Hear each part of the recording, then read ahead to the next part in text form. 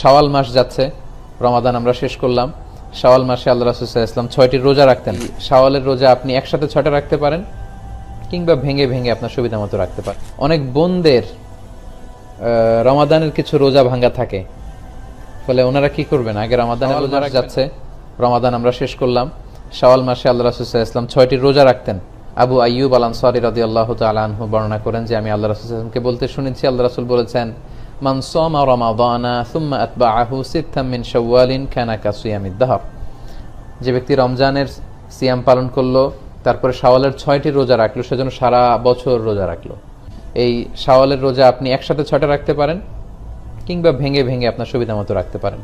অনেক বোনদের রমাদানের কিছু রোজা ভাঙ্গা থাকে, ফলে ওনারা কি করবেন, আগে রমাদানের রোজা রাখবেন নাকি শাওয়ালের?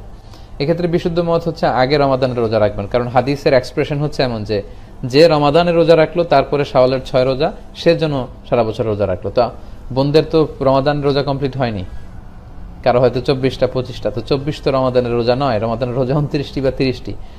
যদিও আম্মা জান আয়েশা রাদিয়াল্লাহু তাআলা আনহার বর্ণনা পাওয়া যায় যে রমাদানের রোজা পূর্ণ করতে করতে শাবান পর্যন্ত চলে যেতাম, কিন্তু বিশুদ্ধ মত হচ্ছে এবং সুন্নাহ সম্মত হচ্ছে, আপনি বোনেরা আপনারা আগে আপনাদের রমাদানের যে রোজাগুলো ভাঙ্গা হয়েছিল সেগুলো আপনারা আগে রেখে নেবেন, তারপর শাওয়ালের 6 রোজা রাখবেন।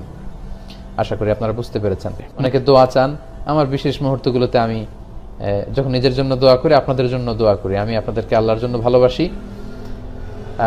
আমি আপনাদের জন্য দোয়া করি, আপনাদের কাছে আমি দোয়া চাই। প্লিজ আপনারা শেয়ার করে দিন, তাহলে সবাই দেখতে পারবে, শুনতে পারবে, গণসচেতনতায় অংশগ্রহণ করতে পারবে।